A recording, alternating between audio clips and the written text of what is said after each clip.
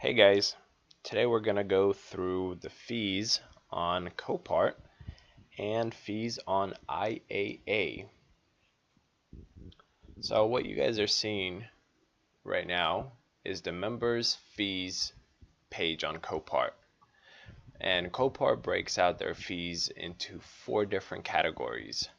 So fee A is a registered business owner using a secure payment, and secure payments are listed right here.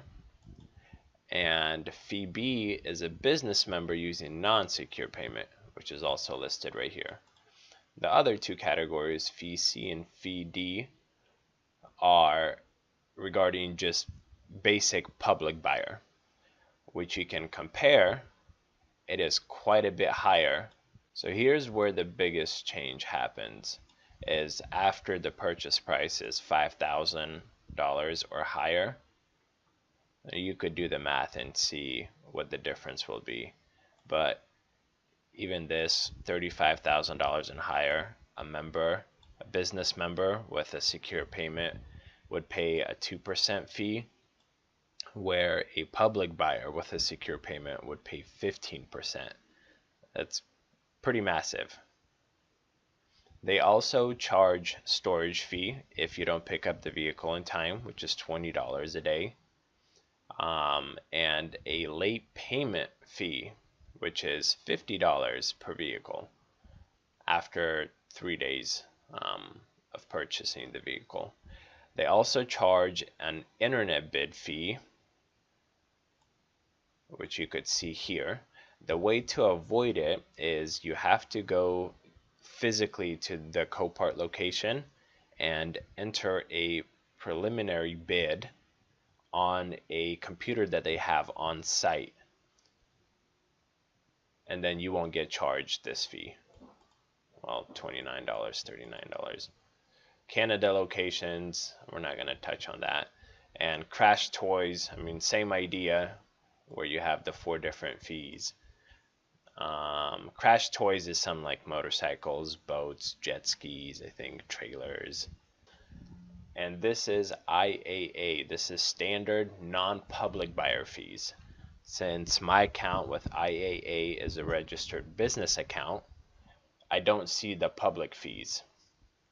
But as far as I know, in states that allow public buyers, you could pick up a physical copy of the standard non-public buyer fees and standard public buyer fees on site. But this is what we're looking at with a business account. Sale price, and then the buyer fee that's attached to it. IAA also has an internet fee. The way to avoid that fee is physically bid on a vehicle during the live auction on site. And they also take $59 per vehicle to pull it out of the yard. And late payment fee is $50. And if you don't pick up the vehicle on time, it's double what Copart charges. Copart charges $20, IAA charges $40 per day.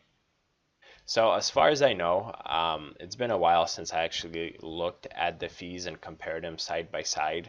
But last time I checked, the fees were pretty much identical if you compare these fees with the business paying with a secure payment.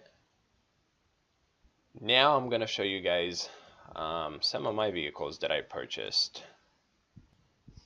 Here we go. I got this pulled up. You guys could see the tabs up here. These are the cars I'm going to show you. You'll be able to see, I think, the dates when it was purchased. Maybe not. I'm going to try to hide some sensitive info on here. But this was a 2016 Honda Accord. It was essentially a brand new car. It was a flood recovery vehicle sold by a dealer insurance company, and I think it had like 20 miles on it. I mean, like literally brand new car. And this was the winning bid. These were the fees, and this was the total. Moving on to this one was a 2002 Audi A4. This was a Avant manual transmission. The winning bid was $1,100. This is your buyer fee. Service fee is the charge that they take to pull the vehicle out of the yard. And this is the internet fee because I didn't play it in person. And the total came to $1,428. 2011 Kia. By the way, this is a Copart receipt, and this is an IAAI buyer receipt. So this vehicle was purchased from Copart. Winning bid was $925. Buyer fee, internet fee, and then the $59 to pull it out of the yard. The total was $1,208. 2001 Ford Mustang purchased from IAAI. Winning bid was $175 plus the fees. Total came out to $303. This one was purchased from Copart in California, and here's the sale price. Not sure what this one is. Hazmat compliance. I don't know, some kind of maybe recycle the battery or something. I'm not sure.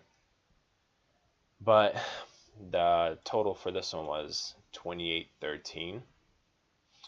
This one was also a Copart purchase, and I purchased this one right before Christmas, which turns out is a terrible time to purchase a car if you need it shipped to a different state, because a lot of truck drivers are taking time off.